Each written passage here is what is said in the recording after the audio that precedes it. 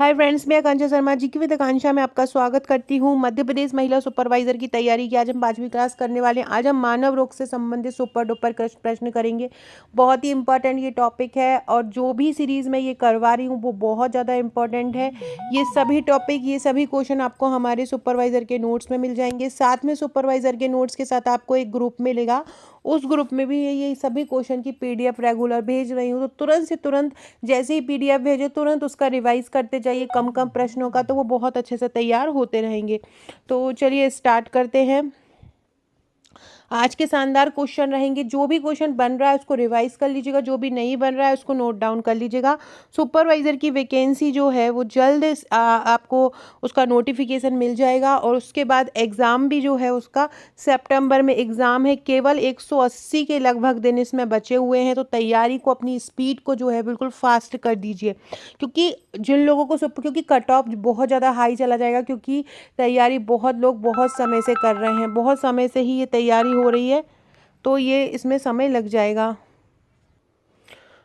तो आपको तैयारी में जरा भी देरी नहीं बरतना है। जो भी क्वेश्चन करवा रहे हैं तुरंत तुरंत उसको याद करते जाना है। हजारों से हजारों वो प्रश्नों की आपको प्रैक्टिस करना है। आज का पहला क्वेश्चन है, गिल्टी, न्यूमैनिक, सेप्टिसेमिक किस रोग के 3 प्रकार हैं? गिल्टी, न्यूमैनिक, सेप्टिसेमिक किस रोग के 3 प्रकार है? 6? बिल्कुल नहीं 6, जिसको हम टीबी भी बोलते हैं, कुष्ठ रोग, ये भी नहीं होगा ना। 6 होगा। तीसरा है प्लेग और चौथा है पीलिया। तो देखो, ये जो गिल्टी हुआ, न्यूमैनिक हुआ, सेप्टिसेमिक हुआ, ये प्लेग के 3 प्रकार हैं। किसके प्रकार हैं? प्लेग रोग के ये 3 प्रकार हैं। पहला क्या है? पहला हो जाएगा गिल्टी, दूसरा हो जाएगा न्यूमैनिक और तीसरा हो जाएगा सेप्टिसेमिक। ये प्लेग रोग के 3 प्रकार हैं। प्लेग रोग कैसे हो जाता है? जो चूहे होते हैं, तो जब आदमी को चूहे या पिस्सू काटते हैं तो जो चूहे के जो दंश होता है, दांत होता है, वो चूहे के अंदर जो द्रव्य भरा रहता है, तो जैसे ही किसी व्यक्ति को चूहे ने काटा तो वो चूहे का जो द्रव्य है अंदर का, वो व्यक्ति के शरीर में चला जाता है और वो जो उसके रक्त में चला जाता है। चूहों का और ऐसे ही व्यक्ति का रक्त चूहे के अंदर चला जाता है, चूहा मर जाता है। चूहे के मरने के 3 सप्ताह बाद ही मनुष्यों में प्लेग फैलता है। ये जो न्यूमैनिक प्लेग होता है, ये जो न्यूमैनिक, ये वाला जो बात कर रहे हैं, न्यूमैनिक प्लेग का जो संक्रमण है श्वास से निकले जल कणों से लग जाता है, जो सबसे अधिक सबसे ज़्यादा संक्रामक होता है। आपसे पूछेंगे प्लेग के ये जो तीनों प्रकारों में सबसे ज़्यादा संक्रामक कौन सा होता है, तो सबसे ज़्यादा जो संक्रामक होता है वो कौन सा होता है? वो न्यूमैनिक होता है। क्या होता है? न्यूमैनिक होता है। और ये भी याद रखना कि प्लेग किस प्रकार की बीमारी है? प्लेग एक संक्रामक बीमारी है। प्लेग कैसी बीमारी है? प्लेग संक्रामक बीमारी है, जो ग्रामीण और जो कि अर्ध ग्रामीण क्षेत्र होते हैं वहाँ पर होता है। प्लेग्रा रोग होता है एक प्लेग से जुड़ा हुआ, जो नियासिन की कमी से होता है। ये जो प्लेग रोग होता है इसको पशु रोग भी बोलते हैं। क्या बोलते हैं इसको? पशु रोग भी बोलते हैं, क्योंकि चूहे से आता है तो चूहे के वायरस में लग जाते हैं। तो याद रखना। और ये आपसे पूछ सकते हैं कि प्लेग के 3 प्रकार कौन से हैं? प्लेग के 3 प्रकार कौन से हैं? तो प्लेग के 3 प्रकार हैं, गिल्टी, न्यूमैनिक, सेप्टिसेमिक।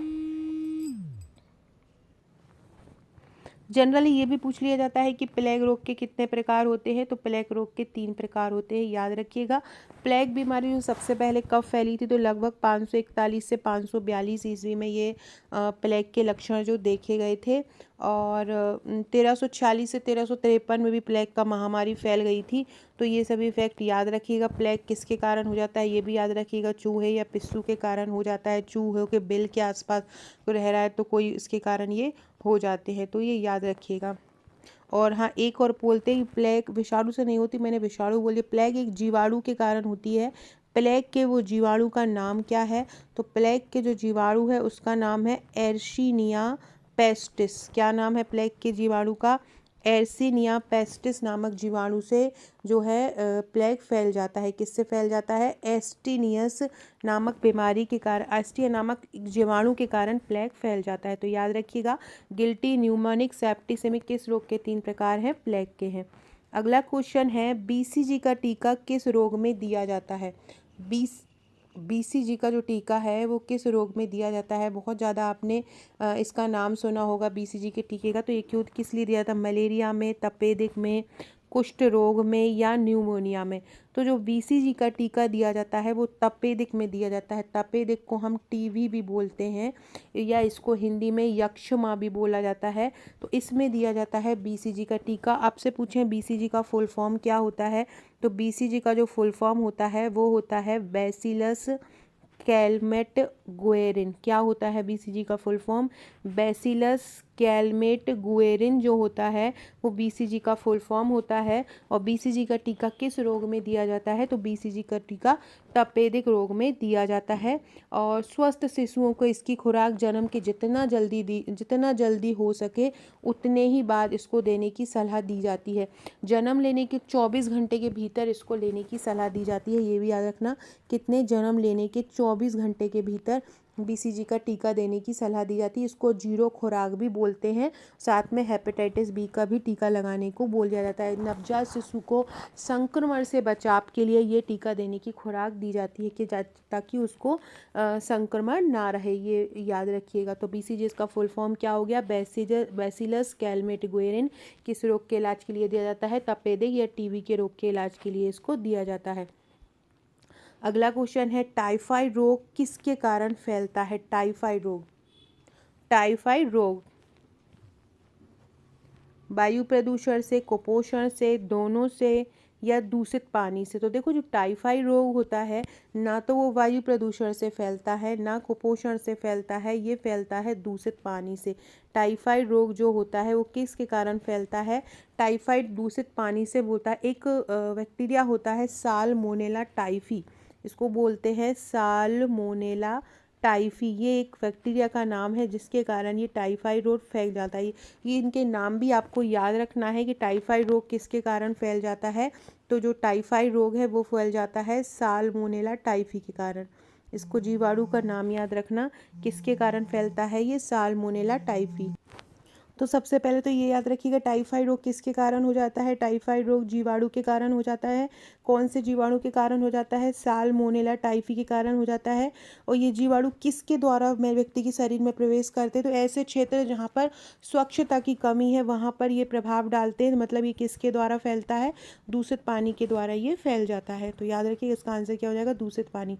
अगला है MDT का फुल फॉर्म क्या होता है? Multi drug therapy, medicine, drug tablet, multipurpose drug and tablet या कोई नहीं। तो MDT का फुल फॉर्म पूछ रहे हैं। तो MDT का फुल फॉर्म होता है मल्टी ड्रग थेरेपी। क्या होता है? मल्टी ड्रग थेरेपी होता है। एक स्वास्थ्य और देखभाल के कर्मचारियों का एक समूह है जो इस संगठन के सदस्य होते हैं और जो रोगी व्यक्ति होते हैं उनकी सेवाओं के लिए तत्पर काम करते हैं। तो याद रखिएगा MDT क्या होती है? तो MDT एक मल्टी ड्रग थेरेपी होती है जिसमें जो एक 100 mg की एक टैबलेट के रूप में ये आती है और दर्द हुआ, इन्फ्लेमेशन हुआ या बुखार हुआ उससे राहत के लिए ये दी जाती है। मतलब एक साथ ये इस थेरेपी का उपयोग किया जा सकता है। व्यक्ति को बुखार हो, कहीं पे दर्द हो, इन्फ्लेमेशन हो तो या पेट खराब हो जाए तो उसके लिए ये थेरेपी दी जाती है। मल्टी ड्रग इसलिए दी जाती है क्योंकि ये मल्टी बीमारियों से बचाने के लिए दी जाती है। तो याद रखिएगा MDT का फुल फॉर्म क्या होता है? MDT का फुल फॉर्म होता है मल्टी ड्रग थेरेपी। अगला क्वेश्चन है निद्रा रोग क्या है? निद्रा रोग मतलब किसके द्वारा फैलता है? निद्रा रोग कवक जनित, जीवाणु जनित, प्रोटोजोआ जनित या विषाणु जनित होता है। तो निद्रा जनित जो होता है वो प्रोटोजोआ जनित होता है। ये मानसिक स्वास्थ्य पर बहुत ज़्यादा प्रभाव डालता है। एक प्रोटोजोआ होता है जिसका नाम होता है ट्रिपेनोसोमियासिस। क्या होता है? ट्रिपेनोसोमियासिस। ये नाम याद रखना। निद्रा रोग किसके कारण होता है? एक ट्रिपेनोसोमियासिस नाम का एक मक्खी होती है जिसके कारण ये जो निद्रा रोग फैल जाता है। कौन से बैक्टीरिया, कौन से जो वायरस या कौन से प्रोटोजोआ के कारण ये फैलता है? तो ट्रिपेनोसोमियासिस एक प्रोटोजोआ होता है जिसके कारण निद्रा रोग फैल जाता है। तो याद रखिएगा। और निद्रा रोग से कौन सी प्रकार की गतिविधि होती है? तो इसके कारण बेचैनी हो जाती है, एक प्रकार का विकार उत्पन्न हो जाता है, उनिंदापन होता है, आलस आता है, चिड़चिड़ापन होता है, घबराहट घबराहट होती है।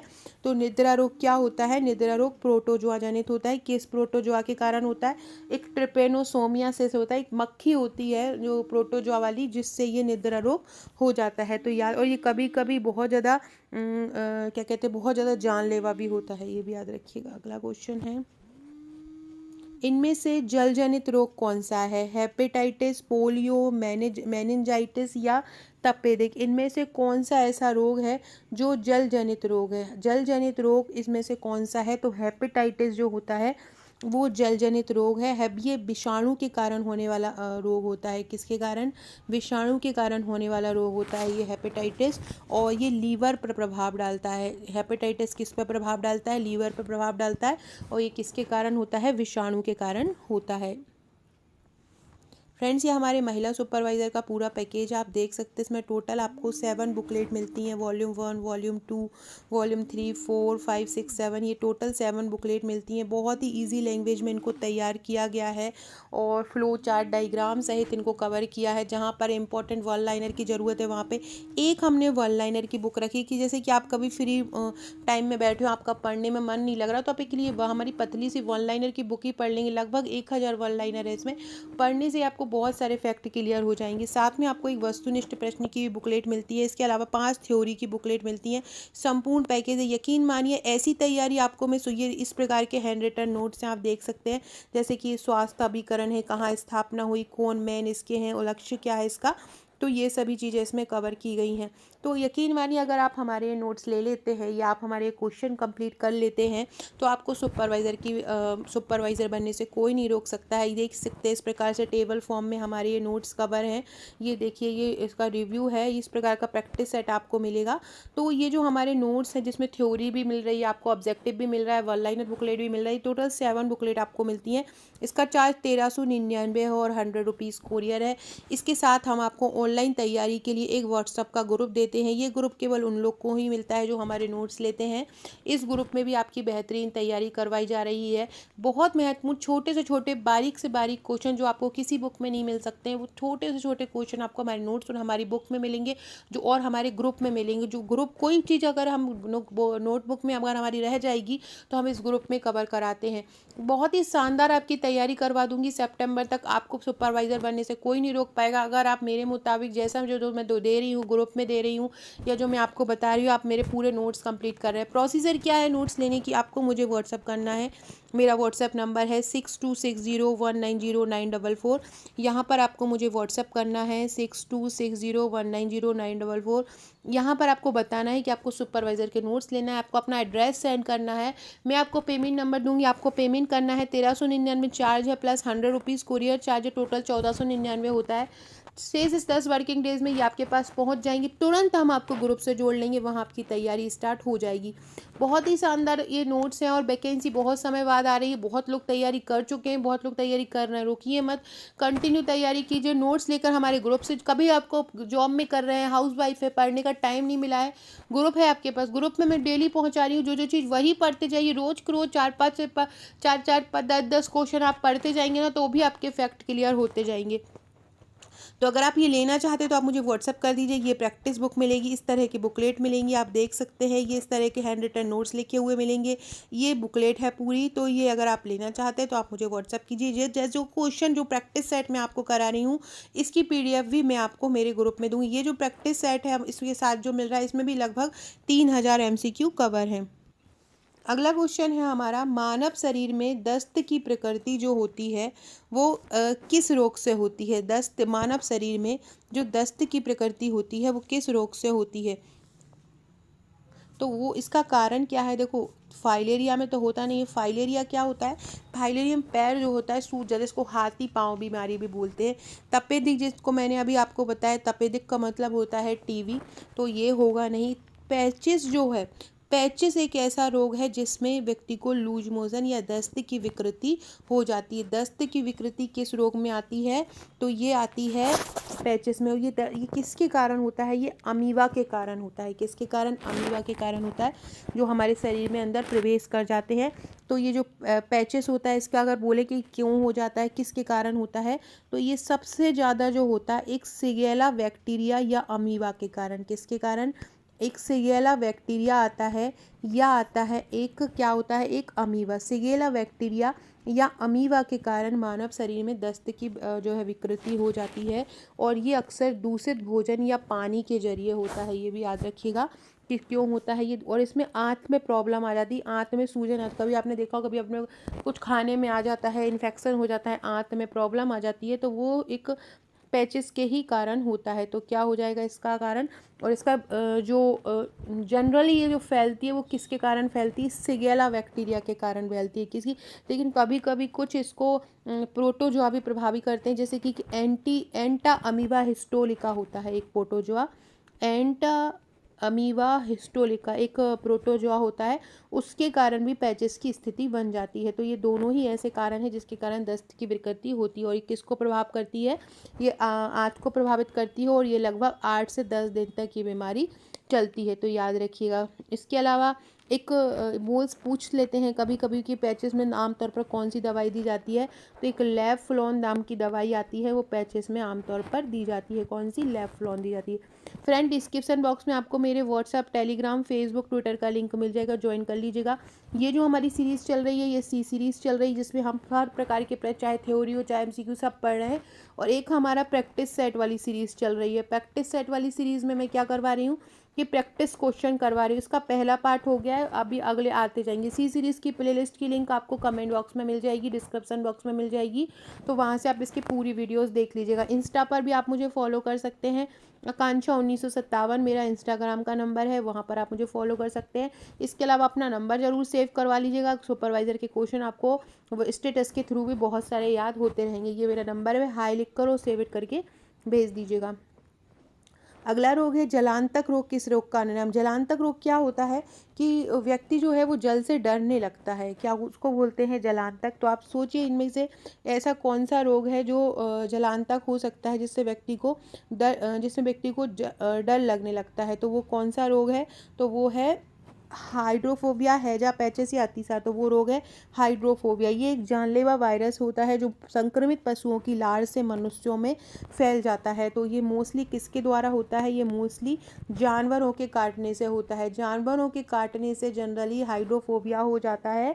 और ये जानलेवा वायरस है जो संक्रमित पशुओं की लार जो होती है मनुष्य के शरीर में प्रवेश कर जाती है, और उसके संक्रमण से ये फैल जाता है। तो याद रखिएगा, इसमें व्यक्ति की देखभाल जरूरी है। और इसमें क्या होता है कि एक हाइड्रोफोबिया हो जाता है। फोबिया मतलब एक जल से डर लगने लगता है। कोई भी जिसको ये जानवर काट लेता है वो जल के पास जाने से डरने लगता है। तो जलांतक रोग या जलांतक रोग किस रोग का नाम है, ये हाइड्रोफोबिया का नाम है, याद रखिएगा।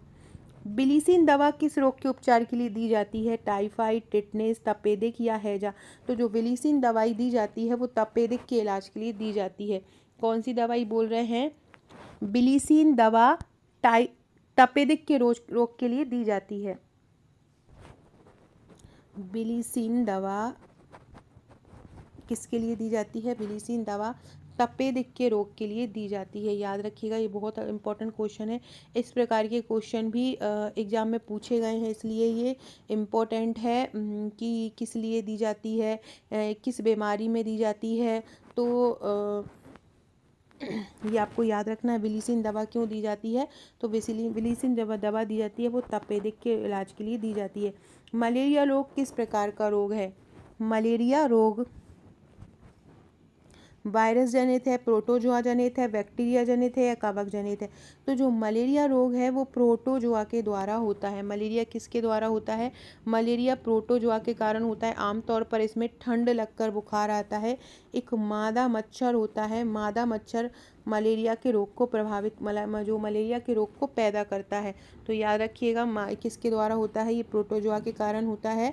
प्रोटोजोआ परजीवी इसको बोला जाता है। इसका दूसरा नाम है मलेरिया का दुर्वात, इसको दुर्वात भी बोला जाता है, ये भी याद रखिएगा। मादा एनाफिलीज एक मच्छर होती है जो व्यक्ति की स्वस्थ व्यक्ति को अगर काट लेता है तो वो मच्छर का जो लार होता है वो व्यक्ति के अंदर खून में चला जाता है और वो संक्रमण पैदा करता है। संक्रमण जो होता है मच्छर के काटने के लगभग 10 से 12 दिनों के बाद फैल जाता है। तो ये इस वक्त याद रखिएगा, प्लाज्मोडियम परजीवी के कारण ये हो जाता है। और एक और क्वेश्चन आपसे पूछ सकते हैं कि मलेरिया का इंजेक्शन जो जनरली दिया जाता है वो कौन सा है। तो मलेरिया का जो इंजेक्शन वो जो जनरली दिया जाता है उसका नाम है लेरियागो। किसका है, क्या नाम है उसका, लेरियागो है, जो सामान्य तौर पर दिया जाता है। सो फ्रेंड्स, ये थे हमारे आज के क्वेश्चन। आशा है आपको पसंद आए होंगे। ऐसे ही और क्वेश्चन के लिए चैनल को सब्सक्राइब कीजिएगा, लाइक कीजिएगा, शेयर कीजिएगा। अगर आप हमारे नोट्स लेना चाहते हैं तो मुझे व्हाट्सअप कीजिएगा। Okay friends, thank you.